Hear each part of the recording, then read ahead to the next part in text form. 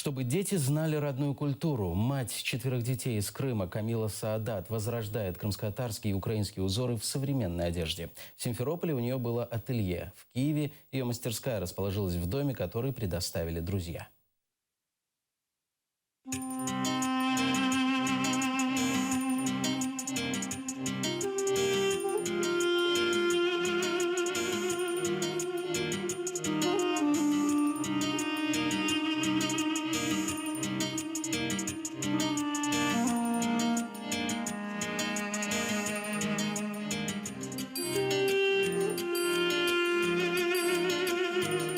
Камила показывает одежду, которую пошила для своих сыновей. В этих вышиванках ребята пошли в школу на 1 сентября. То есть это вышиванки, условно, да, ну, что значит вышиванка? Это вышитая рубаха. На самом деле орнаменты – это крымско-татарские, это старинные, я их взяла из старинных фотографий, которые я беру в архивах.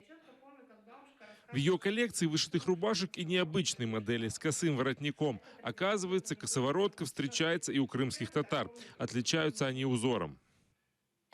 Здесь вот кипарисы – это мужской знак, то есть символ силы, символ такого стойкого. Ну и также есть вот эта вот извитая ветвь, это тоже вот, ну, традиционно крымско-татарский рисунок. То есть это тоже символ спирали, который ну, символизирует нашу жизнь. Узоры Камила восстанавливает по фотографиям и музейным экспонатам. Она может их вышить так же, как это делала ее бабушка, руками, как эту розу на ткани, из которой можно будет сделать сумку.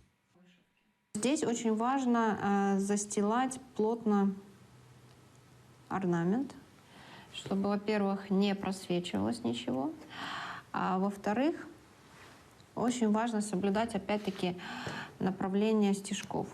А можно и запрограммировать вышивальную машинку. И здесь, уверяет Камила, современные технологии могут сделать культурное наследие доступнее.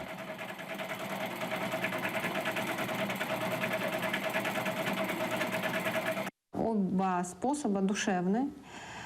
И мне кажется, тут зависит не от предмета, да, количество вложенной души, а от исполнителя.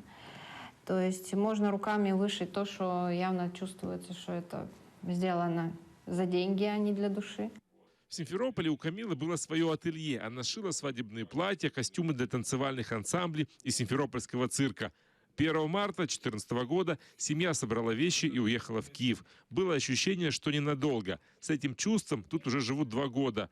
Камила шьет одежду для семьи на заказ, изучает украинский национальный орнамент. Сейчас, например, я шью вышиванку. Понятно, что она не белая, а синяя.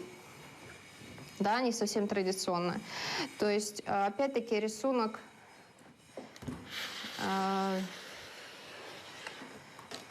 взят с экспоната, с выставки и как бы интегрирован в обычную, ну, в современную одежду.